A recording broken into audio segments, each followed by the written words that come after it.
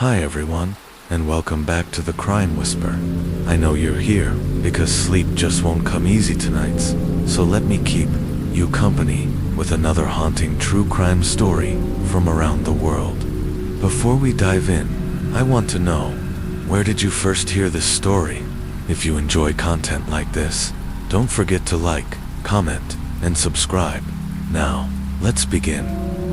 Tonight's case takes us to the heart of America, Kansas, where a bright, ambitious young woman named Kelsey Smith vanished without a trace after heading out to buy a gift. What was supposed to be a simple trip to the mall turned into a national tragedy. The question that haunts this case isn't just who did it, but whether Kelsey's life could have been saved if corporate red tape and outdated privacy laws hadn't stood in the way. When investigators requested cell tower data that could have pinpointed her location, a mobile phone operator refused, citing legal restrictions. The delay, many believe, cost precious time that could have made a difference. Kelsey's story didn't just capture national headlines, echoed around the globe. What happened in that parking lot, in broad daylight, under the gaze of multiple surveillance cameras? Could her death have been prevented? And who exactly was the man behind her abductions? Someone described by his neighbors as a loving husband and devoted father. Let's rewind and start from the beginning. The killer, Edwin Roy Hall. The man responsible for this tragedy was Edwin Roy Hall, known by some as Jack. Born April 17, 1981, in Lee's Summit, a small town straddling the border between Kansas and Missouri. Edwin grew up in a home defined by chaos. His parents struggled with addiction and neglect, and violence was a regular part of his childhood. At just 5 years old, Edwin claimed he was sexually abused by his uncle. Whether this was true or a fabricated defense strategy remains unclear, but the trauma, real or not, would become part of his legal narrative by age 6. Hall was placed in an orphanage after his father went to prison and his mother lost custody. What followed was a string of foster homes, each ending in rejection. The boy's behavior was volatile. He exhibited disturbing signs of cruelty, especially toward animals, and he often lashed out at authority.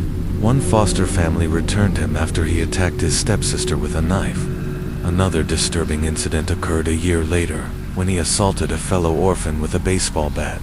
Despite this violent history, Hall eventually faded from police records as an adult and began building what looked like a normal life. At 20, he married a woman named Alita.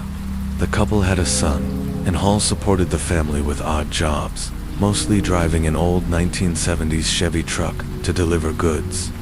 Neighbors described him as quiet, polite, and family-oriented, but beneath that calm exterior, a much darker version of Hall still lived, one that would soon reveal itself in the worst possible way.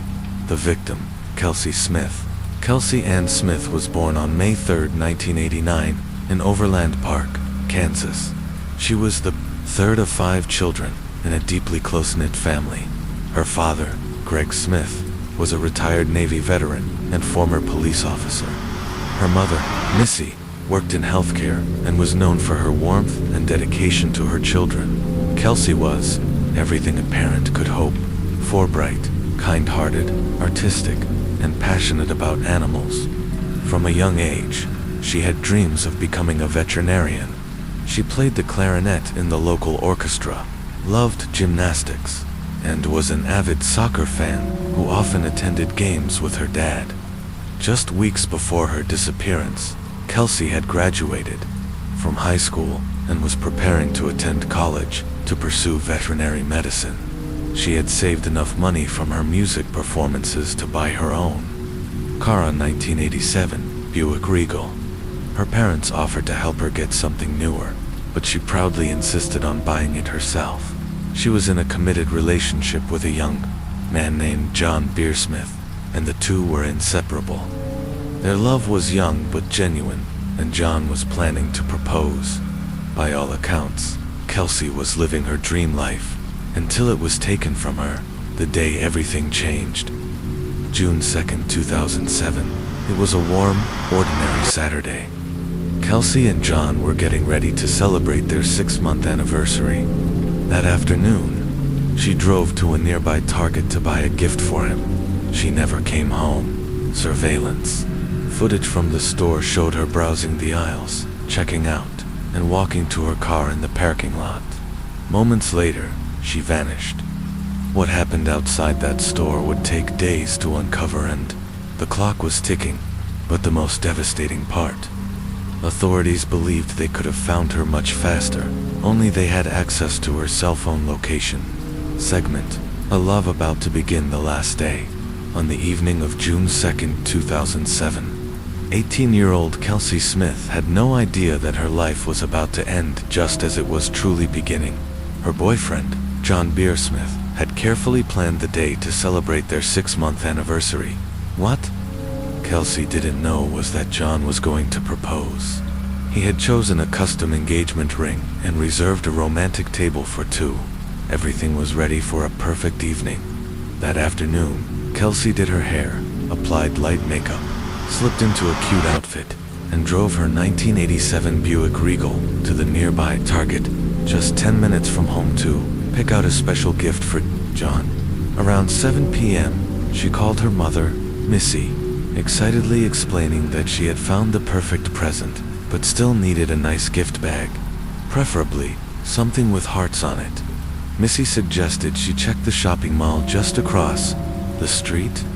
Kelsey thanked her mom, promised she'd be home soon, and ended the call. It would be the last time Missy Smith ever heard her daughter's voice. Segment: The disappearance at 8 p.m.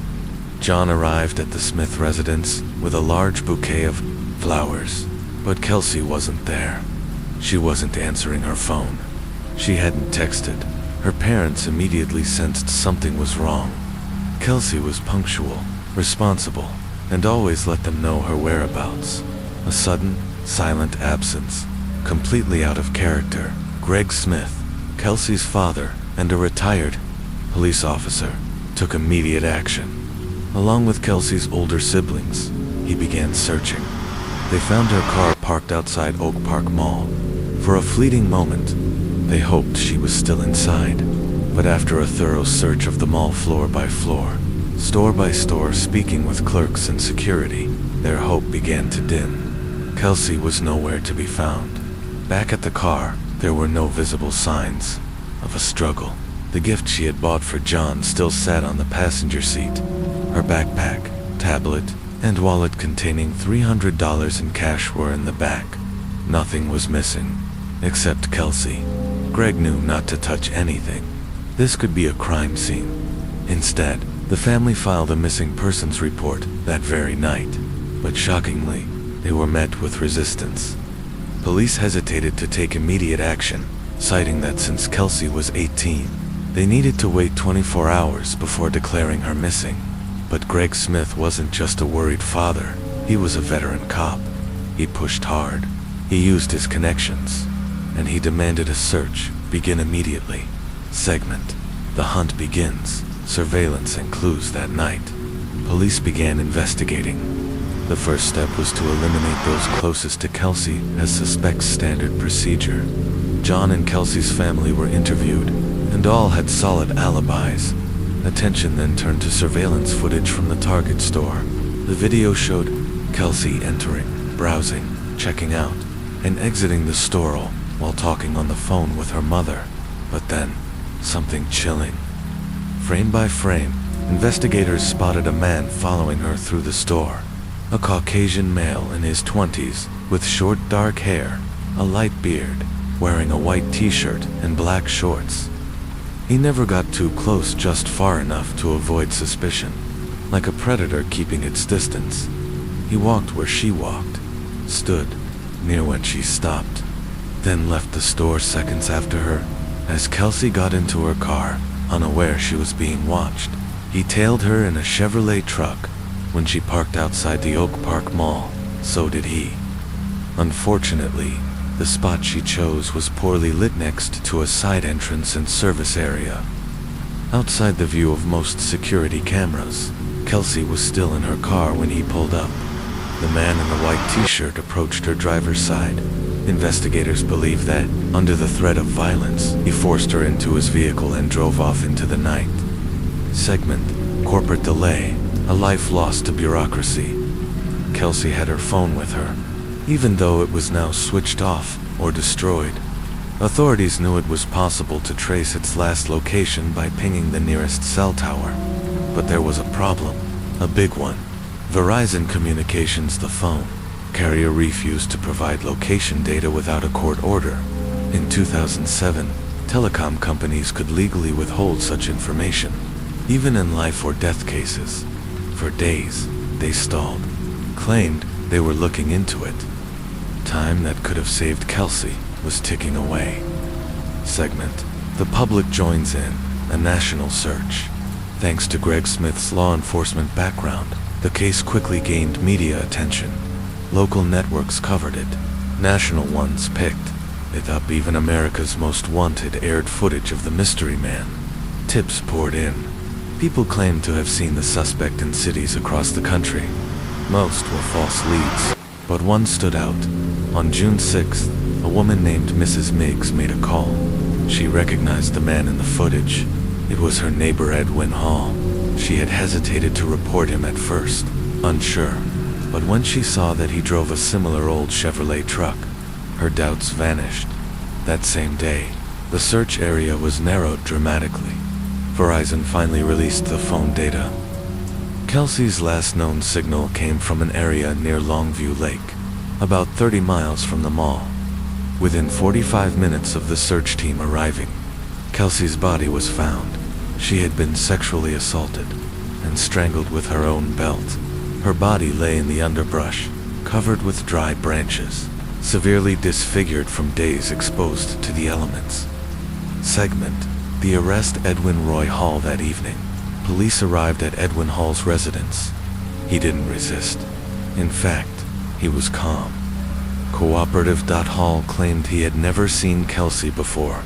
When shown the surveillance footage of him trailing her through Target, he said it was a coincidence. He just happened to be shopping that day, but the walls were closing in. He agreed to provide fingerprints and a DNA sample, confident he had left no trace. But he had a thumbprint in Kelsey's seatbelt buckle. It was the only unknown print in her vehicle, and it matched Edwin Hall. He had underestimated the evidence, and now his quiet life, his normal image, was shattered forever. Segment: evidence and confession. The fall of Edwin Hall.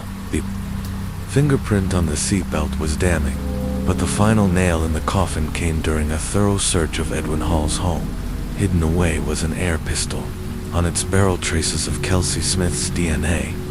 Edwin Roy Hall was officially charged with the abduction, sexual assault, and murder of 18-year-old Kelsey Smith. But this was a case that crossed state lines. Kelsey had been taken in Kansas, but her body was discovered in Missouri. That jurisdictional detail carried enormous weight. Missouri had the death penalty. Kansas didn't. Faced with overwhelming evidence, and after consulting with his attorney, Hall chose to confess, not out of remorse, but in the hopes of avoiding a death sentence. He revealed the chilling details of the crime. He had seen Kelsey at the Target entrance, followed her through the store, and listened as she spoke on the phone with her mother. That's how he learned she planned to drive across the street to the mall. Hall waited for the perfect moment. When she parked in a dimly lit area near the side entrance of Oak Park Mall, he made his move. As Kelsey began to buckle her seatbelt, he pushed her door open and shoved the pistol into her mouth, coercing her to slide over into the driver's seat of his truck. Under threat, Kelsey drove them to a secluded wooded area near the Missouri state line. There, Hall ordered her out of the truck, led her into the underbrush, and assaulted her. He then strangled her with her own belt and left her body, barely covered with dry branches. He cleaned his truck meticulously, erased every trace of her existence, and hid the weapon back at home, confident he'd never be caught. When asked why he did it, Hall offered no coherent motive. He said nothing about rage, revenge, or mental illness. He simply shrugged and remarked on her fantastic legs. In the days following his arrest, several other women came forward with allegations against Hall harassment, corruption of minors, even theft. The picture of a quiet family man began to disintegrate, replaced by a portrait of a dangerous predator who had been hiding in plain sight. Hall's lawyer attempted to paint him as a victim of his circumstances, a childhood of abuse, neglect, and foster care trauma. But no one, not even his wife, stood up to defend him. She sat quietly at every court appearance, never speaking a word on his behalf. On September 16, 2008, a Johnson County judge sentenced Edwin Roy Hall to 27 consecutive life sentences without the possibility of parole. He broke down in tears as he addressed the Smith family, apologizing, though by then it was far too late. He remains behind bars at Hutchinson Correctional Facility in Kansas. Segment: The Kelsey Smith Act, a legacy that saves lives, while Kelsey's life could not be saved. Her death changed the law. The role Verizon Communications played stalling for 4 days before releasing Kelsey's phone location sparked national outrage. The company cited privacy laws in the absence of a court order. Despite the urgency of the situation, although it was later determined that earlier access to the data likely wouldn't have saved Kelsey, her case became a catalyst for change. In 2009, the state of Kansas passed the Kelsey Smith Act, requiring telecommunications companies to immediately provide location data to law enforcement when someone is believed to be in danger of death or serious bodily harm. By 2012-29, other states including Missouri had followed, and in 2021, states like Oklahoma, Montana, and Illinois adopted the legislation as well. Since then, this law has helped save countless lives. In one instance, a car thief in Kansas unknowingly abducted a child, still strapped into a car seat. Police, using the mother's phone left in the back seat, tracked the signal and rescued the child in less than 30 minutes. In Illinois, a suicidal young woman was saved after her phone pinged near a cliff. Responders got to her just in time. Interestingly, it was not the Smith family who requested the law be named after Kelsey. That decision came from Kansas Senator Rob Olson. But Greg and Missy Smith turned their unimaginable loss into action, founding an organization dedicated to helping victims and educating young people about personal safety. Musical transition. Soft, eerie piano fades into distant drums. Segment: The Irene Cortez Case. Vacation, betrayal, and murder abroad, they say. Hell hath no fury like a woman scorned. But what about a man? Some drink, some lash out, some disappear, and some ... plan. Tonight, we shift our focus to a case that begins in Spain and ends in Colombia, where a beloved mother of 5 named Irene Cortez vanished during what was supposed to be a dream vacation, while her killers were captured and convicted. Irene's family believes the real mastermind remains free, presenting himself as just another heartbroken widower. So who was Irene Cortez? And what happened during those 10 mysterious days in Colombia? Let's begin. Segment: The life of Irene Cortez. Strength, beauty, and sacrifice. Born Irene Lucas in 1980 in Granada, Spain. Irene grew up in a comfortable middle-class family with 2 siblings and loving parents. After her father's untimely death, her mother Maria took over the family business and ensured her children never went without. From an early age, Irene stood out, charismatic, beautiful, and popular. She married young and became a mother at 17, with a second child 2 years later. Despite early parenthood, she pursued her education and, with help from her mother and uncle, managed to open a nightclub in Malaga. There, her life seemed to take a positive turn. By 25, she had 3 children and a successful business. But then, tragedy struck again. Her husband was arrested for drug trafficking and later died in prison under suspicious circumstances. Once more, Irene found herself alone, raising children, running a business, and trying to keep everything together. Then came Farid Huru's segment, The Love That Became a Curse. Enter Farid Huruz. Farid Huruz, born in Colombia in 1976, came from a large, struggling family. After moving to Spain with his elderly mother, he found work as a waiter in Irene's club. They fell in love quickly. Irene was grieving, but Farid was attentive, hardworking, and didn't care that she already had children. They moved in together, and soon she was pregnant with his child. They went on to have 2 more, but in 2009, history repeated itself. Just like Irene's first husband, Farid was arrested for drug trafficking. He was sentenced to 3 years, but served only half that time. While Farid was behind bars, Irene began a new relationship. When Farid returned and found out, he was furious, threatened Irene, and nearly attacked her new partner. Eventually, they reconciled for the children, for peace. But Irene's family never trusted Farid. Her mother, her uncle, even her older children, they all believed he was more interested in her money than in her love. Still, Irene carried on. Segment, The Fateful Trip to Colombia. In early 2011, Farid told Irene his father was dying of cancer back in Colombia. Irene, who had never visited his homeland, decided to go with him. She wanted to meet his family, to take a break from her demanding life, and just maybe to reignite what they once had. Her mother had a bad feeling about the trip. She even begged Irene not to go, but Irene had made up her mind. She left her 5 children with her mother and younger sister and boarded a flight to Colombia with fair ID. It was meant to be 10 days of healing, family, and rest, but Irene would never return. Music builds suspense rising. What really happened in Colombia? Was it an accident? A robbery gone wrong? Or something far more sinister planned in advance by the man she trusted most? We'll explore the betrayal, the conspiracy, and the painful aftermath in the next chapter of The Crime Whisper. 12. Days after the tragedy in Colombia, Irene Cortez's body was finally repatriated to Spain. Due to the advanced state of decomposition, her funeral was held with a closed casket. Hundreds attended the ceremony, relatives, friends, neighbors, and even strangers who had followed the heart-wrenching case.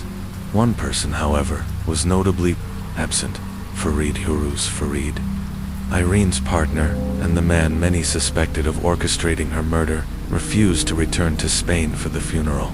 His explanation: he feared for his life. According to Farid, members of Irene's family had issued threats against him and his elderly mother. He claimed he would only return if granted protection by the Spanish authorities. His request for a security order was denied. Feeling unsafe, he chose to remain in Colombia. In response, Farid filed a legal complaint against Irene's relatives, accusing them of obstructing his return and threatening him. But Maria and Pedro Lucas, Irene's mother and uncle, publicly refuted his claims. On the contrary, they said they wanted him back in Spain to stand trial. With suspicions mounting, a new round of legal proceedings began. Colombian authorities re-interviewed the convicted attackers, Dario and Juan Carlos, probing for any link between them and Farid Huruz. Was this a premeditated murder disguised as a botched robbery? Both men denied any connection. Dario, the gunman, remained adamant. He hadn't known Farid. He claimed the shooting was accidentally tragic, mistake during an impulsive robbery. Carlos, the knife-wielding accomplice, insisted he was an unwilling participant who had been kept in the dark about Dario's intentions. Surveillance footage suggested otherwise, but without direct evidence of conspiracy, the case against Farid remained circumstantial. Still, Irene's family wasn't convinced. A private detective hired by her mother uncovered troubling inconsistencies. the 3,000 euros in cash that had mysteriously vanished from Irene's home before the trip money only Farid knew about was believed to have financed the killing. Farid's story about visiting his dying father in Colombia also unraveled. Investigators found no evidence of illness. His father was alive and well. There were further anomalies. Farid had arranged a night out at the bar. He had insisted they stay late, long after other patrons had left. He positioned himself behind Irene just moments before the fatal shot, and according to body language analysts, the gunman seemed to glance at Farid as if waiting for a signal before pulling the trigger. More damning still was Farid's behavior after the crime. In media interviews, he appeared oddly composed, not the image of a man who had just lost his partner in a violent attack. He spoke to reporters with eerie calmness, providing details of the night with clinical detachment. One of the most painful questions for Irene's family was why Farid chose to inform her 14-year-old son of her death, rather than calling Irene's mother or another adult. Maria Lucas believed it was intentional. Farid, she said, wanted to cause pain. Her grandson had never accepted Farid as a father figure. This, she believed, was Farid's revenge. Pedro Lucas, the first to speak openly to the press, was blunt. In his belief, Farid had lured Irene to Colombia with the sole intent of killing her. The 3,000 euros had been used to hire a killer. After her death, Farid hoped to claim guardianship of her children and control her business empire. Farid's own mother defended her son passionately. She denied all accusations and insisted Farid had loved Irene deeply, but she inadvertently made a slip mentioning how much it hurt Farid that Irene had been unfaithful. According to her, it wounded his pride beyond repair. Further revelations painted a darker picture. Farid had traveled to Colombia using falsified documents. Under Spanish law, he wasn't allowed to leave the country due to his parole status. He denied this, claiming Irene had helped him leave legally, even acting as his guarantor. Eventually, months after the murder, with the media storm dying down and a court order guaranteeing his safety, Farid returned to Spain. He claimed to possess documents proving his innocence and said he came back for one reason: to care for his children, who had been left in the custody of Irene's family. The aftermath of Irene, Cortez's death, and the ongoing suspicion 6 months after the tragedy, Farid Hiruz finally returned to Spain, but only after securing a court order guaranteeing his safety. The intense media scrutiny had calmed, but the tension between Farid and Irene's family had only grown more bitter. Farid claimed his return was motivated solely by a desire to be reunited with his children, who had been placed in the care of their grandmother, Maria Lucas, and uncle Pedro Lucas. In a major interview shortly after his return, Farid painted a bleak picture of his new reality: jobless, abandoned by former friends, and stripped of his passport, which had been invalidated. To make matters worse, Maria and Pedro had barred him from seeing the children. He faced them in court multiple times, accusing them of harassment, while they relentlessly pursued their belief that he had orchestrated Irene's murder. Yet, neither side could present irrefutable proof. Ultimately, the children remained with their grandmother and uncle, while Farid failed to obtain any rights to Irene's estate.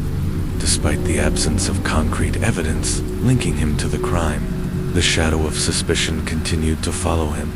The case of Sarai Sierra, a photographer's final journey. The chilling disappearance and murder of Sarai Sierra captured headlines across the world in 2013, activating international cooperation between US and Turkish authorities. A creative soul from New York, Sarai vanished during a photography tour in Istanbul, only for her body to later be discovered near the historic walls of Sarabanu. The mystery surrounding her final days became a magnet for speculation and theories. Sarai was born in 1979 to Puerto Rican immigrants Dennis and Bethany Jimenez. She grew up in a strict evangelical household in Manhattan, raised alongside her siblings David and Christina. Her life followed a rigid structure: school, church, home. social freedoms were limited. Still, Sarai was spirited and creative, often clashing with the confines of her conservative upbringing. At 18, she met Stephen Sierra 7 years her senior at a church gathering. Their romance, encouraged by her parents, soon led to marriage. Though Sarai may not have been passionately in love, the union offered her the freedom she longed for. The couple moved to Michigan and then to California, eventually returning to New York with 2 children and mounting financial challenges. After years devoted to motherhood, Sarai found a creative outlet in photography.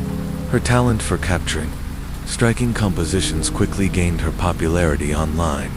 She became active in a local photography community and began dreaming of international photo tours. By early 2013, she planned her most ambitious journey yet, a solo trip to Istanbul, followed by stops in Germany and Austria. Originally intended to be shared with her best friend Magdalena, Sarai pressed on alone when her friend had to cancel last minute. Her family, particularly her parents, were deeply concerned about her traveling overseas for the first time, but Sarai assured them she'd stay in contact daily. On January 7th, Sarai boarded a flight to Istanbul. She carried only a modest amount of cash, her phone, tablet, and photography equipment. She arrived safely and checked into a budget hotel in a neighborhood locals warned was unsafe. Still, she was determined to pursue her passion. Back in New York, subtle hints of trouble appeared on social media. Stephen Sierra posted cryptic messages about loyalty, faithfulness, and marriage. One post implied that Sarai had been unfaithful, though he quickly deleted it. The tone suggested their marriage was strained, perhaps part of the reason Sarai had left home, seeking clarity and distance. The final days of Sarai Sierra, a vanishing in Istanbul after dropping off her luggage and changing out of her travel clothes, Sarai Sierra stepped into the streets of Istanbul with excitement in her eyes and a camera in hand. She headed to the nearest metro station, determined to capture the beauty of the historic city center. From morning until nightfall, she wandered through alleyways and plazas, photographing domes, stone streets, and the vibrant spirit of the city she'd only dreamed of. Each evening, Sarai video called her husband and parents, sharing her adventures, her photos, and her plans for the next day. She also updated her social media with her newest images and online gallery that was rapidly gaining admirers from around the world. A mysterious companion unbeknownst to her family, Sarai wasn't alone in Istanbul. She had been meeting with a young man she knew only as Taylan, someone she'd befriended through social media months earlier in mid-2012. Their friendship had quickly grown into something more intense, whether romantic or not, no one knew for sure. Taylan was a local and knew the city intimately, taking Sarai on personalized tours to places rarely seen by tourists. After a week in Turkey, Sarai left for a short European leg of her trip.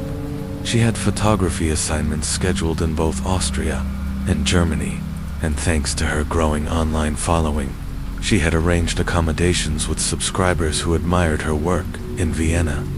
She was greeted by a slightly older man who shared her passion for photography. They bonded over lenses and light, and she stayed in his home for a few days. From there, she continued to Berlin, where more followers welcomed her and showed her around. The trip was unfolding exactly as planned. Then Sarai returned to Istanbul for 2 final days before her flight back to New York. Taylan, still close by, picked her up from the airport. They spent the day exploring, capping it off with a late-night visit to a lively local bar. After midnight, he escorted her back to her hotel. It was the last confirmed sighting of Sarai Sierra alive, the vanishing on January 21st, 2013. The day of her scheduled return to the United States, Sarai called her family to confirm the details of her flight. Her father, Dennis, was the one set to pick her up at the airport. Her husband Stephen had work that day.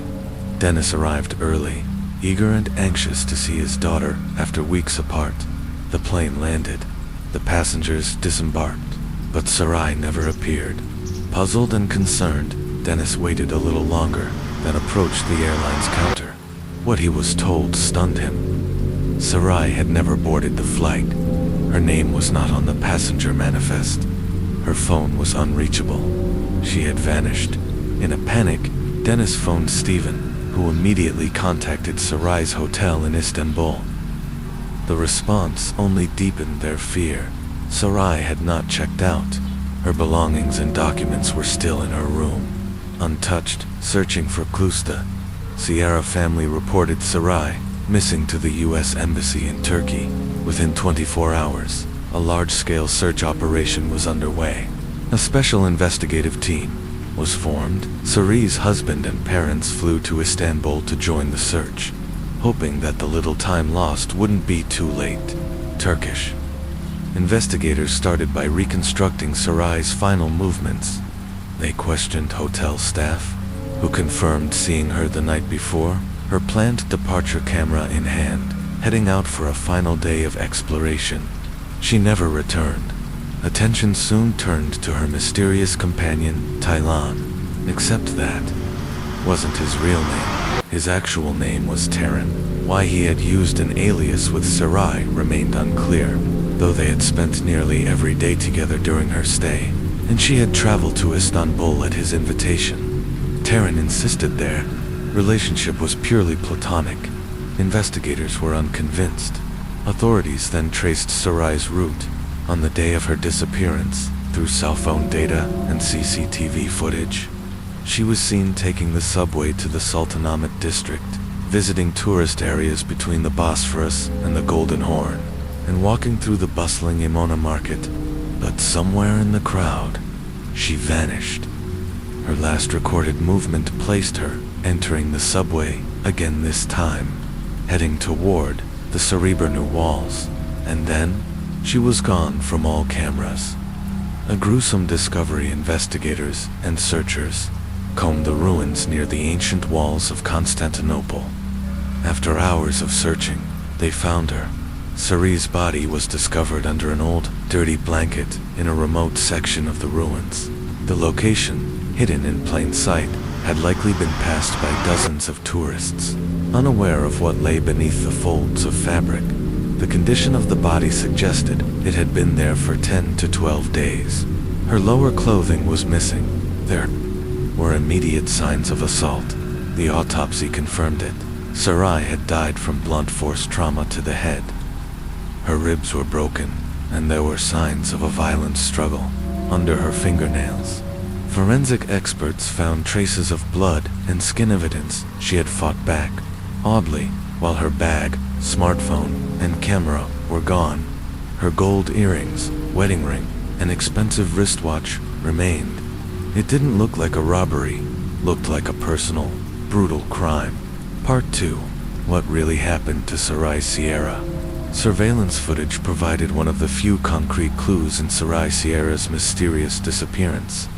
In one grainy clip, a woman resembling Sarai is seen filming something on her phone near the ancient walls of Cerebranu. A man approaches her, then either strikes or pushes her, then within seconds, both vanish from the camera's view. That was the last known sighting of her alive. Authorities couldn't immediately identify the man in the video. Yet as soon as the footage surfaced, the media pounced. The case of a missing American woman in Turkey was suddenly everywhere. Television anchors and newspapers pleaded with the public, "If you've seen her, come forward." But while the world was clamoring for answers, investigators remained tight-lipped, and when Sarai's body was finally discovered battered, hidden beneath a dirty blanket near the ancient walls, speculation erupted like wildfire. Why had a married woman flown alone across the ocean? Who funded her international trip? And what exactly was she doing in Istanbul and Europe? Rumors, lovers, and spy theories. The public theories came fast and furious. One version speculated that Sarai had flown to Turkey to meet her secret lover Talan, whose real name turned out to be Taranand. Afterward continued on to see another man in Austria. Both men denied having any romantic involvement with her. Another theory took a darker turn, that the man who hosted Sarai in Vienna had a criminal record and might have used her as an unknowing drug mule. But police ruled this out after an extensive investigation. The most far-fetched theory claimed Sarai might have been a covert intelligence agent, gathering classified information under the guise of photography. It would explain, some argued, how she funded her extensive travels. But this theory had no basis, and authorities dismissed it outright. Still, the truth remained elusive. The Turkish police, in coordination with the FBI, launched a full-scale joint investigation, but for several weeks, they had no solid suspects until a new name emerged. A garbage collector named Talal. His name was Talal Salih, an unemployed man known to roam the streets of Istanbul, collecting scrap and waste paper. He had a criminal record. He lived in the same area where Sarai's phone had last pinged. But when investigators went to question him, Talal had vanished. Just days after Sarai's murder, he had borrowed money from relatives and fled illegally, crossing the border into Syria, likely hoping to avoid justice in a region marred by conflict and instability. Police raided his apartment, seizing items for forensic testing. The results were damning. DNA found under Sarai's fingernails and on her body matched Talal Sal. At first, authorities feared they had lost their only suspect, but fate had other plans. Captured at the border months later, in an astonishing twist, Talal was caught trying to sneak back into Turkey, wounded, armed, and returning from the Syrian war zone. Apparently, he had joined rebel fighters, acquired a firearm, and fought in skirmishes until being injured. Deciding he'd be safer in Turkey, he tried to return home but was arrested. Once in custody, Talal was quickly linked to Sarai Sierra's murder. Under questioning, what he confessed chilled, even hardened investigators. Talal's confession, a brutal crime. Talal told police that he had seen Sarai walking alone along the Sarabanu walls, taking pictures with her phone and camera. He followed her, captivated at first by her appearance. When Sarai turned to him and gestured something, perhaps asking a question he didn't understand, but he noticed her brand new iPhone and expensive camera. The temptation was too strong. As she walked on, Talal followed. It was growing dark, and the area was deserted. When Sarai appeared to photograph him, something in him snapped. He picked up a rock and attacked Hurst, striking her in the head. The two tumbled together down a rocky incline. Sarai suffered broken ribs and severe bruising in the fall. Disoriented and injured, she couldn't resist what came next. In a horrifying admission, Talal described how he sexually assaulted the unconscious woman. Then, to ensure she wouldn't survive, he delivered another devastating blow to her head, killing her, covering his tracks. After the murder, Talal took her phone, camera, and bag. He wandered the area and found an old discarded blanket. He returned to the body, dragged it off the path, and covered it. Days later, he came back to the scene to make sure the body hadn't been discovered. As news of Sarai's disappearance spread globally, Talal realized the police might soon catch him. He borrowed money from his sister who, unaware of the crime, pitied him and fled the country. He was never able to sell the stolen items. The camera had been damaged during the attack, and the phone was locked. Frustrated, he discarded everything before going into hiding. Justice for Sarib, back in custody, Talal showed no remorse. He freely admitted to everything, speaking in chilling detail, without emotion. Forensic evidence backed every word. His skin was under Sarai's nails. His DNA found at the scene, and her phone last pinged near his home.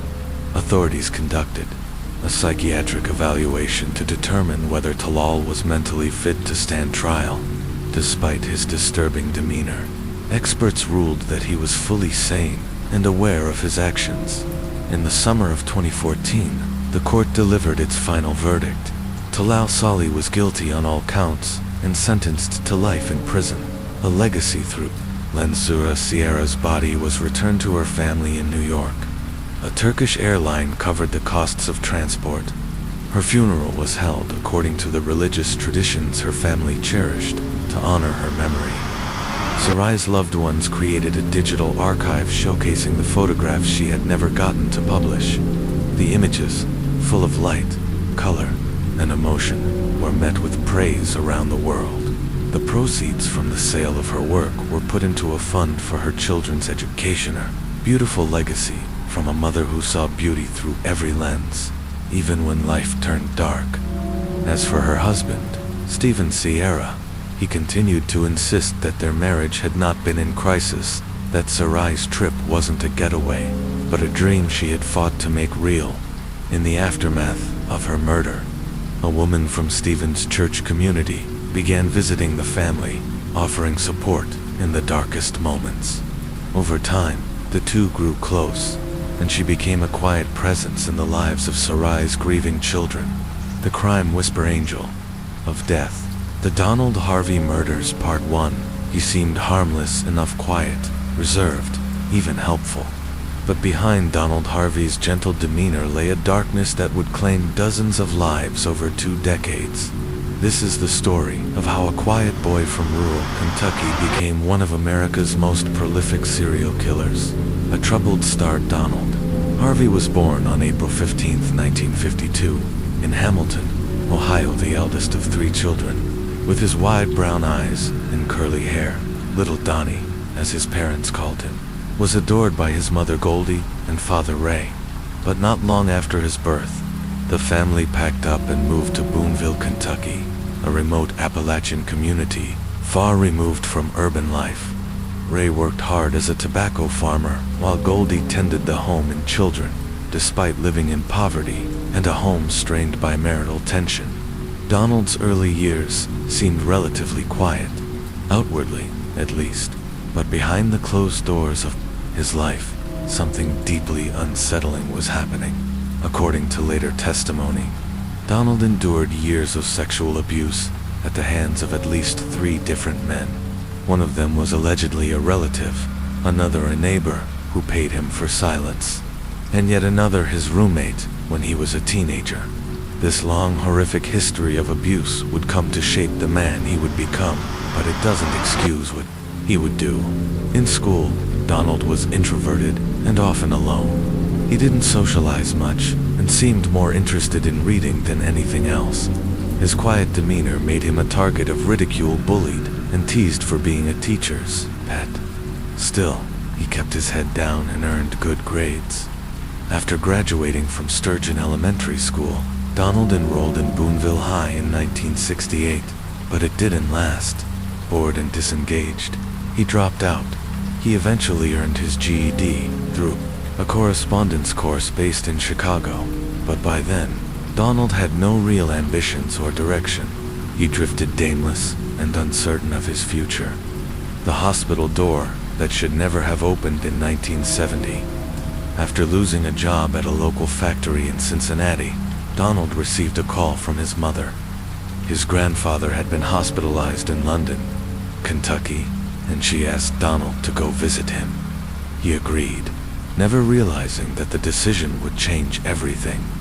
While visiting his grandfather daily, Donald began to spend time with the hospital staff. He was friendly, polite, and helpful.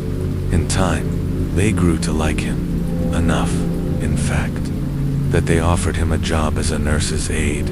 What they didn't realize was that they were handing a loaded weapon, the keys to a ward full of vulnerable patients. Donald had no medical training, no license, but he had access. And that's all he needed. The first kill. The monster awakens. For the first few weeks, Donald went unnoticed. He performed his duties, changing bedpans, inserting catheters, delivering medication with mechanical precision. But then came May 31st, 1970. Donald was assigned to care for an elderly stroke victim named Logan Evans. That night, during a routine check, Mr. Evans, confused and helpless, smeared feces on Donald's face. It was likely an act of post-stroke disorientation. But to Donald, it was an insult, a humiliation. He snapped in a blind rage. Donald grabbed a plastic bag and a pillow and smothered the 88-year-old man to death. Afterward, he checked for a heartbeat using a stethoscope, cleaned the body, changed the hospital gown, showered himself, and calmly notified the staff. No one suspected a thing, and just like that, Donald Harvey tasted blood for the first time. It would not be the last. An addiction to death the very next day. Donald killed again. This time, the victim was 69-year-old James Tyree. Donald inserted a catheter likely on purpose incorrectly. When the patient protested and begged him to stop, Donald silenced him with the heel of his hand. Tyree choked on his own blood and died from an air embolism. Still, no one questioned the cause of death. Within weeks, Donald had killed again, this time cutting off the oxygen supply to 42-year-old Elizabeth Wyatt. He would later call this a mercy killing, claiming she had prayed aloud to die, and he had simply granted her wish. By now, Donald was growing bold. In less than a year, 15 patients died under his courage death, uniquely brutal, yet strangely undetectable.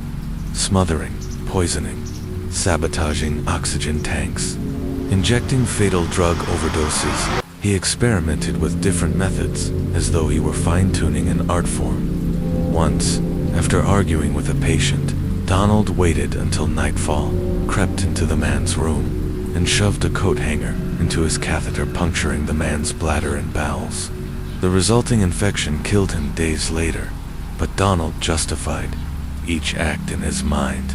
These weren't murders. He claimed they were mercy killings. He believed himself to be an angel of death, offering release to the suffering. The truth, he enjoyed it. The first arrest and a missed opportunity, March 31st, 1971, almost exactly 1 year after his first kill. Donald's time at Marymount Hospital ended. That night, while drunk, he was arrested for burglary, and then something strange happened in his drunken state. Donald confessed to killing multiple patients, but the officers thought he was just rambling. They charged him with petty theft. No follow-up, no investigation, no arrest for murder. Donald paid a fine and walked free to kill again. A brief pause, then more death over the next few years. Donald drifted between jobs. In 1973, he found work again as a nurse's aide at Cardinal Hill Hospital in Lexington. Later, he took a second job at Good Samaritan Hospital, working both roles until he transitioned into administrative positions at other facilities. For a brief period between 1974 and 1975, Donald seemed to control his urge to kill. Perhaps it was the lack of direct access to patients, or perhaps it was the calm before another storm. Because, in September 1975, Donald moved back to Cincinnati. There, he took a job at the Veterans Affairs Medical Center, working nights. He had little supervision. He had full access to patients, and he had dark urges festering once again. It wasn't long before he started killing again. Over the next 10 years, Donald Harvey murdered at least 15 more patients. He kept a detailed diary of his killings, noting the methods, the feelings, even the names. It was his own twisted ledger of death, proof that his killing spree was not about mercy. It was about control, obsession, and evil. These gruesome details included everything from slipping rat poison into a patient's dessert pudding to smothering victims with plastic bags and wet towels. Donald Harvey's methods were as varied as they were horrifying. He injected cyanide into 4 lines, laced orange juice with arsenic and cyanide, and even administered lethal injections directly into a patient's buttock. But Harvey's twisted experimentation didn't stop there. He obsessed over medical journals, not to heal, but to refine his ability to kill undetected. Cyanide soon became his poison of choice. Over the years, he quietly stole and stockpiled over 30 pounds of it from hospital supplies, hiding the lethal stash in his home like some kind of macabre trophy. I started using morphine because it wasn't monitored that heavily in Kentucky. Harvey later admitted in an interview, I also used cyanide, arsenic, adhesive cleaners, even plastic bags. Whatever worked. Despite a mounting death toll, no one suspected him. His murders were designed to look like natural deaths or medical complications, allowing him to operate with chilling impunity. Among hospital staff, he earned nicknames like the Angel of Death and the Kiss of Death. To them, the deaths around him were just uncanny coincidences, not the work of a serial killer. They didn't have a choice, Harvey later said, coldly. Some of them didn't have family to speak for them, so I made the choice. I was judge, jury, and executioner, though he later claimed many of his murders were acts of mercy, carried out to end suffering. The evidence told a more disturbing story. In the early 1980s, his crimes took a darker, more personal turn. He began targeting people outside the hospital. After a bitter argument with his then-boyfriend, Doug Hill, Harvey laced Doug's ice cream with arsenic. Doug survived, but the act marked a new chapter. Harvey was no longer just killing patients. Later, he moved in with another partner, Carl Halber. When he suspected Carl of cheating, Harvey started poisoning his food just enough to make him sick and keep him confined indoors. He even tried to poison Carl's parents. On May 1st, 1983, Carl's father Henry suffered a stroke and was admitted to the hospital. During a visit, Harvey slipped arsenic into the man's pudding. Henry died that same night. He also targeted Carl's mother, Margaret, with intermittent poisoning attempts, but she survived. Eventually, Carl ended the relationship and asked Harvey to leave.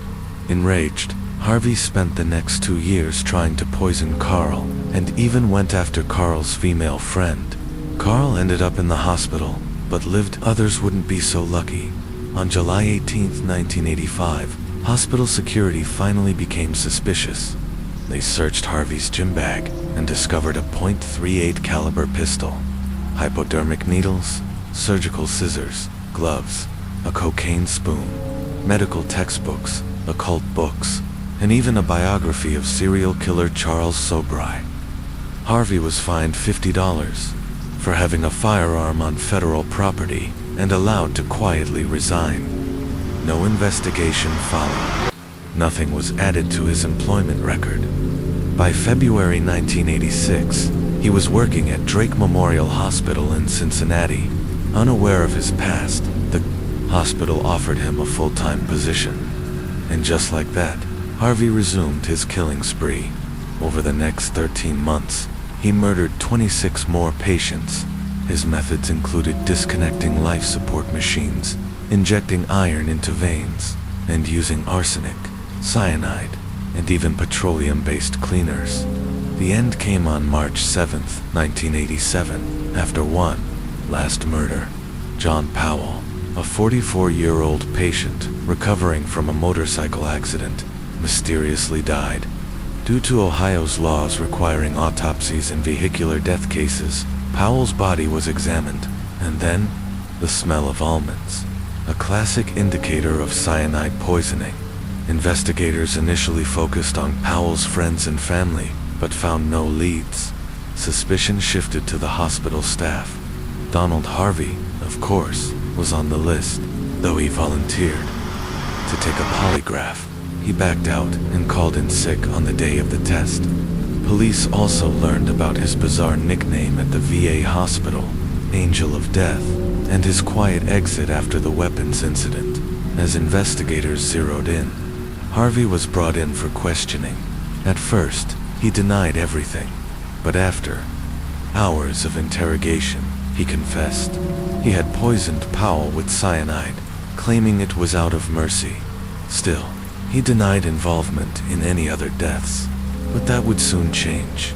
On August 11, 1987, 35-year-old Donald Harvey sat down with investigators again, and this time, he confessed to 33 murders over the past 17 years. That number would climb to 70, and possibly higher. When investigators finally sat down with Donald Harvey, they asked a straightforward question. Have you killed more than one person? His response was haunting. You don't understand, he said. I can only estimate. When prompted to choose a number, he was certain he hadn't surpassed. He settled on 70. following numerous psychiatric evaluations. Experts unanimously agreed that Harvey was mentally competent. He understood right from wrong and was capable of following the law. He was deemed sane and fit to stand trial. In November 1987, Donald Harvey was sentenced to 8 consecutive life terms, plus 20 years, for the murders committed at Marymount Hospital. Just a few months later, in February 1988, he pled guilty to 3 additional murders in Cincinnati and 3 attempted murders, drawing another 3 life sentences and 3 terms ranging from 7 to 25 years. Eventually, investigations into the remaining deaths were closed due to insufficient evidence. The scale of his crimes was so vast, so disturbing, that it continued to grip the nation long after his conviction. In a 1991 interview with the Columbus Dispatch, Harvey provided a chilling glimpse into his mind. He claimed his killing spree began with a deep desire for control. For 18 years, he said, people had controlled him, and now he wanted to decide life or death. He thrived on the power. Donald Harvey wasn't just another serial killer. He carved a place for himself in the darkest corners of criminal history. According to a July 23, 2001 article from the Associated Press, he ranked number 1 among America's worst serial killers, surpassing even John Wayne Gacy in confirmed victims. While many assumed Harvey would live out the rest of his days behind bars, fate had a different plan. On March 28, 2017, Harvey was found severely beaten inside his protective custody cell at the Toledo Correctional Institution. He had suffered blunt force trauma to the head, resulting in a fractured skull and fatal brain injuries. He died 2 days later at the age of 64. Months later, an inmate named James Elliott, serving a 37-year sentence for burglary, confessed. In a letter to the Toledo Blade that he was responsible for the attack, Elliott, who claimed ties to some of Harvey's victims, said he killed Harvey to bring peace to their families. In 2019, Elliott was sentenced to life in prison for the murder of the man the press had once dubbed the Angel of Death. Until his final breath, Donald Harvey maintained that most of his killings were acts of mercy, but in truth, he made himself judge, jury, and executioner, deciding whose lives were worth saving and who should be ended. Survival story, Jennifer Schuett. This next story is one of extraordinary survival and resilience. It's a rare case where the victim, just 8 years old, would become instrumental in solving her own attempted murder. Jennifer Schuett lived with her single mother, Elaine, who worked tirelessly to provide a happy and stable life for her daughter. Jennifer was a bright, inquisitive girl, full of energy and eager to learn. Like many children her age, she feared the dark and often slept beside her mother for comfort. On the night of August 9, 2009, the pair were sharing a room. Jennifer was restless, kicking in her sleep. At 2:30 a.m., Elaine, desperate for rest, gently asked her daughter to sleep in her own room. "Just because I love you, Mom," Jennifer said sweetly. "I'll go to my room tonight." Neither could have known the horror that would follow. The next morning, Elaine went to wake her daughter Emily to find her bed empty and the window wide open. Their apartment was on the ground floor, and Jennifer's window faced the parking lot. Fearing the worst, Elaine immediately called 911. She told police that she had heard no unusual noises in the night. That same evening, around 6:30 p.m., a group of children playing in a field made a horrifying discovery. Lying in the grass, 5 kilometers from her home, was Jennifer, barely clinging to life. Her throat had been slashed from ear to ear. Despite the severity of her wounds, Jennifer was still breathing. Paramedics rushed her to the hospital, where doctors battled to save her life. She was pale, covered in insect bites and scratches, unable to speak due to the damage to her throat. But she was conscious and determined. After surgery, Jennifer's condition stabilized. She couldn't speak, but she was aware.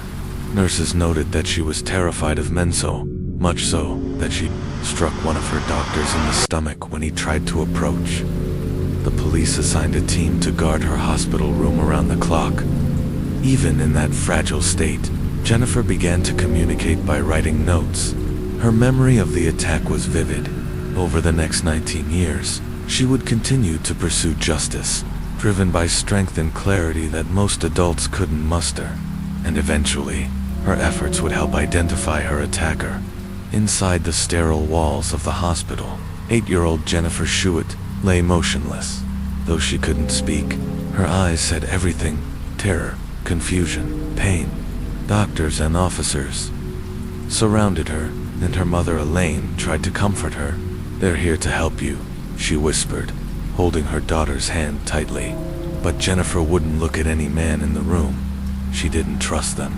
Her fear was bone deep, and soon, the reason behind it would shock everyone. Jennifer couldn't talk. Her vocal cords had been slashed, so detectives handed her a notebook and some pens. Communication was slow. Passed like a game of telephone, Jennifer would write her answers to her mother, who then relayed them to the officers waiting outside the door. Despite her age, Jennifer was focused, intelligent, and brave. Bit by bit, she pieced together the nightmare she had lived through. It began so simply. That night, Jennifer had gone to bed after reading a book. She'd dozed off peacefully till something jolted her awake. A man, a stranger. He was carrying her out of her room. She tried to scream, but he clamped his hand over her nose and mouth. "I couldn't breathe," she wrote. The man carried her out into the night, telling her he was an undercover police officer. At first, Jennifer wanted to believe him. After all, police were supposed to protect people. But something felt off. She saw her mother's car still parked outside. If this man was a cop, why were they leaving? As they drove through her neighborhood, they passed her grandparents' house. Jennifer asked the man to drop her off there. "I can't," he said. "They're not home." But Jennifer knew that was a lie. Their car was in the driveway. Next, the man stopped the car near Jennifer's school. He pointed to the moon and told her to watch it carefully. "When it changes color," he said, "your mom will come get you." Jennifer stared up at the sky, heart pounding, but nothing changed. No lights, no headlights, no mother, just silence. Minutes passed. Then the man said quietly, "She's not coming. We have to go further." He drove again, this time to a dead-end road.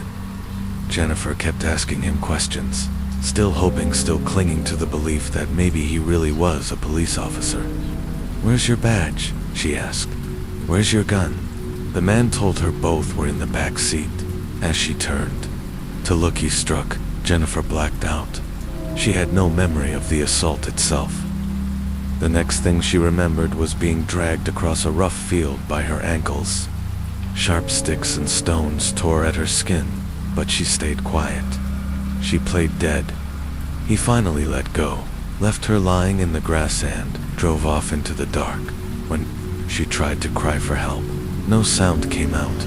Confused, she touched her throat and felt a massive wound. Her hand came away soaked in blood. Jennifer had no idea how long she was out there. Later, investigators estimated she lay in that field for 12 to 14 hours. She watched the sun rise, saw the occasional passing car, even heard children playing nearby. Once, a dog approached her, sniffing, but its owner never came. Fire ants bit her over and over again, but Jennifer believed they were helping her stay awake. "Stay alive. I wasn't scared," she later said. "I just accepted I might not make it." Then, something struck her leg. Children were nearby and someone had found her. She next remembered the sound of a man's voice. A police officer knelt beside her, repeating over and over, "You're going to be okay. Please, stay with me." Moments later, she was loaded into a life flight helicopter. Despite being unable to speak, Jennifer still found a way to help catch her attacker. She carefully wrote down every detail she remembered. Her fear of men remained so intense that all questions were filtered through her mother. But Jennifer provided a critical piece of information: a name. "I remember him saying his name was Dennis," she wrote. She also noted that he had a rough or scarred face. Using Jennifer's notes and gestures, forensic artist Lois Gibson sketched a remarkably accurate composite. The image was broadcast across the region, but no solid leads came in. Meanwhile, evidence recovered from the scene included Jennifer's clothing, along with a man's shirt and underwear. Hopes rose that DNA would identify the perpetrator, but no matches were found. Jennifer's road to recovery was long. Her vocal cords had been nearly severed, and doctors believed she might never speak again. But one day, after growing frustrated about not being able to eat a chocolate bar, she let out a faint cry. It was a miracle her vocal cords were healing. The first words she later managed to speak were, "How does that sound?" She returned home. She returned to school, and she never gave up. Even as she grew older and tried to move forward, eventually studying to become a children's librarian, Jennifer never stopped looking over her shoulder. Every man she passed in public was a question mark. Was it him? Was he watching? Was he waiting to finish what he started? Years passed, then decades. The case went cold, until one day 18 years after that terrifying night, Jennifer got a phone call. Detective Tim Cromie was taking over her case. "I will do everything in my power," he promised. "Until the end of my career, I won't stop until we find him." And for the first time in nearly 2 decades, Jennifer felt hope. After nearly 2 decades of waiting and heartbreak, the breakthrough came. Detective Tim Cromie was combing through evidence collected the day 8-year-old Jennifer Shuett was kidnapped and left for dead. Among the most crucial pieces, Jennifer's underwear and a man's shirt and underwear found. Nearby, Cromie had the DNA from these items sent to the FBI lab in Quantico, Virginia. He knew the case was old and cold, and with limited lab resources, it was unlikely to be prioritized. But what this case had going for it was time, because, over those 19 years, forensic technology had leaped forward, and then, almost exactly a year later, the DNA hit came back. It belonged to Dennis Earl Bradford. Jennifer's memory had been chillingly accurate. At just 8 years old, heavily medicated, unable to speak, and clinging to life, she had written down what little she remembered. He said his name was Dennis. That alone was monumental. Bradford was 39 years old and living in North Little Rock, Arkansas. His DNA had been entered into the national system after a 1996 sexual assault involving a woman he met at a bar, though he was sentenced to 12 years. He only served 4 and was released on parole in 2000. Less than a year later, he was arrested for driving under the influence just blocks from his home. He'd remarried, found work as a welder, and had seemingly disappeared into ordinary life. But this wasn't the first time Bradford had been connected to Jennifer's world. Back in 1987, 3 years before Jennifer's attack, Bradford had been arrested in Dickinson, Texas, just miles from where Jennifer and her mother lived. At that time, he had 2 listed addresses within a 2-mile radius of their apartment complex. When investigators pulled a driver's license photo of Bradford from 19 years ago and compared it to the original composite sketch, painstakingly created by a forensic artist using only Jennifer's gestures and scribbled notes, they were stunned. It was almost a mirror image. He was their man. Bradford was arrested on October 19, 2009. During questioning, he claimed not to remember Jennifer. He couldn't explain why he had stopped near her apartment that night. He denied hurting her, even as the DNA evidence stacked up against him. He also shared something unexpected, something investigators hadn't known. Shortly after the attack, Bradford had been so overcome with guilt that he attempted suicide using a shotgun. He changed his mind at the last moment and was admitted to a psychiatric ward, the same hospital Jennifer was recovering in. They were just rooms apart. He was that close when Cromie and his team finally delivered the news to Jennifer that the man who had haunted her memories for 19 years had been found and arrested. She cried, not out of fear this time, but out of relief. And yet, Jennifer's was not the only case that would finally see justice after decades. The story of Tiffany Johnston and William Resson, 1997. Tiffany Johnston vanished in Oklahoma. Her murder went unsolved for years. Though police suspected a man named William Reese, there was never enough evidence to charge him. That changed in 2015. Advancements in DNA analysis once again turned the tide.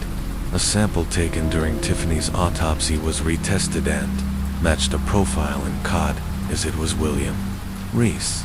Reese was charged with Tiffany's kidnapping and murder, but before the trial began, he offered prosecutors a deal. If they removed the death penalty, he would confess to more crimes. He then stunned investigators by admitting involvement in the 1997 murder of Laura Smither and the disappearances of Jessica Kane and Kelly Cox. When detectives placed photographs of all three women in front of him, Reese quietly nodded. He confessed, but maintained there was no sexual motive. He agreed to lead them to the burial sites under the condition that he would not face execution. In April 2016, he guided investigators to a Houston pasture. After days of careful excavation, human remains were uncovered. Dental records later confirmed the identity, Jessica Kane. The team moved on to a second site in Brazoria County. There, they unearthed another set of remains. This time, dental records identified the victim as Kelly Cox. Justice began to catch up. Reese's trial for Tiffany Johnston's murder began in May 2021. On May 28th, the jury found him guilty. On August 19, 2021, the judge sentenced William Reese to death. In early 2022, he was extradited to Texas and pleaded guilty to the murders of Laura Smither, Jessica Kane, and Kelly Cox. He received 3 life sentences. As one prosecutor said, "There's a saying in the law, justice delayed is justice denied.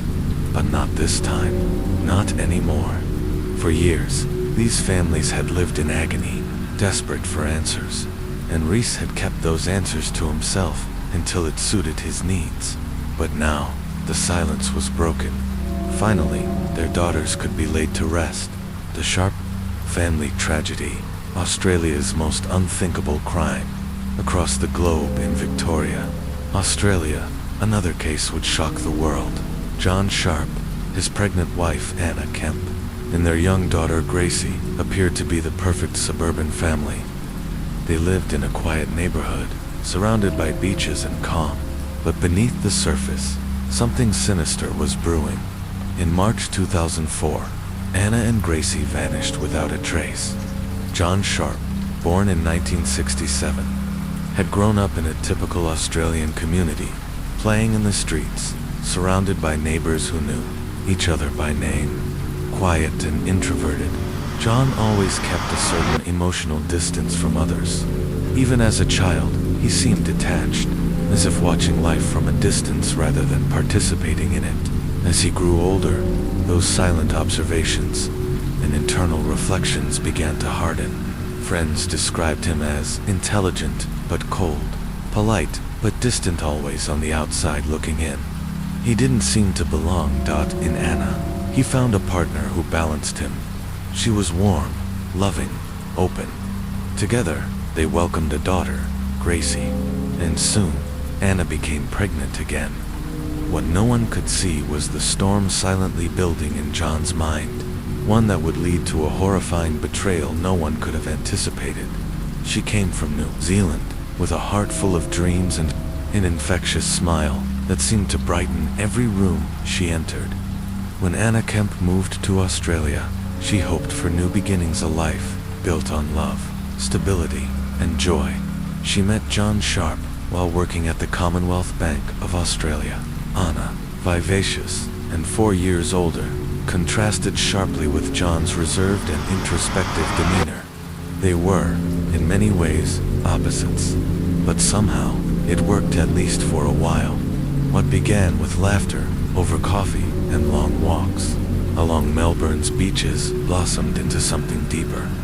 The two married in October 1994 and settled into life in the serene suburbs of the Mornington Peninsula. On the surface, their story was one of love and quiet domesticity, but beneath that polished exterior, cracks were already forming. When their daughter Gracie was born in August 2002, it should have marked the happiest chapter of their lives. Gracie, with her sparkling eyes and radiant innocence, quickly became the center of their universe. But her birth also introduced an undercurrent of stress. Diagnosed with hip dysplasia, Gracie had to wear an orthopedic harness that left her in constant discomfort. She cried endlessly, rarely slept, and the household grew strained under the weight of exhaustion. Anna did what many loving mothers do. She sought help. She took Gracie to specialists, consulted professionals, and tried everything she could to bring peace to their little home. Eventually, the family moved into a new house on Prince Street, in the quiet seaside town of Mornington, about 35 miles south of Melbourne. They hoped for a fresh start, but what none of them could know was that this would be the last home Anna and Gracie would ever live in. In November 2003, Anna became pregnant again. Gracie was just 15 months old. Anna was thrilled. She had always dreamed of a big family. She never wanted her daughter to grow up alone. For Anna, motherhood was her calling. But behind the smiles and polite conversations, something was festering. On March 21, 2004, Anna attended her nephew's birthday party, seemingly happy, cheerful, and full of life. It would be the last time anyone outside the home saw her alive.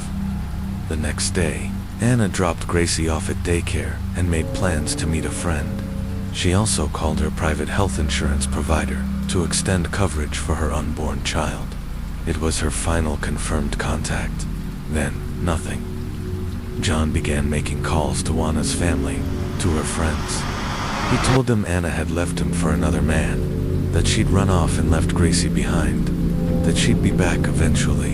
Anna's mother, devastated and confused, received a bouquet of flowers and an email from her daughter. But there were no phone calls, no explanations, just silence. It didn't feel right. It didn't feel like Anna. Meanwhile, John continued to drop Gracie off at daycare and told staff that Anna had moved out and wouldn't be returning. To the outside world, he looked like a man left behind, struggling to care for his child alone. But something felt off. In May 2004, 2 months after Anna vanished, John Sharp appeared in the media holding a photograph of Gracie, pleading for answers. He told a local newspaper how much he loved Anna, how much they both adored their daughter. He claimed she had called him just a week earlier, that she was safe, but his words betrayed him. He referred to Anna in the past tense. His tone was flat, rehearsed. To detectives, it didn't add up. There was no pain, no urgency, just a performance. Behind the scenes, police had begun quietly dismantling Sharp's version of events, and the deeper they dug, the darker it got. Anna and her mother used to speak every few days. After missing several calls, her mother contacted John, who dismissed her concerns, saying Anna was simply busy. But that didn't sit right. Anna was deeply religious, a devout Catholic. She wouldn't abandon her family, let alone while pregnant, and certainly not without Gracie.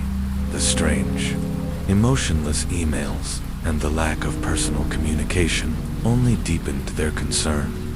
Anna's mother filed a missing persons report in New Zealand, which quickly reached the Mornington police. When questioned, John claimed Anna had left him and gotten into a blue car headed to Chelsea. He denied knowing where she'd gone. The case was still officially a missing persons investigation, so detectives had to keep an open mind. But suspicions continued to grow. Detective Norel Fraser said that Anna's bank account and phone had been used occasionally, giving false hoped that she might still be alive. But those glimmers quickly faded. The evidence didn't lit was being manipulated. Sharp had been using Anna's phone and bank card, deliberately creating the illusion that she was still out there. He wanted the world to believe that Anna had chosen to disappear. But police were watching,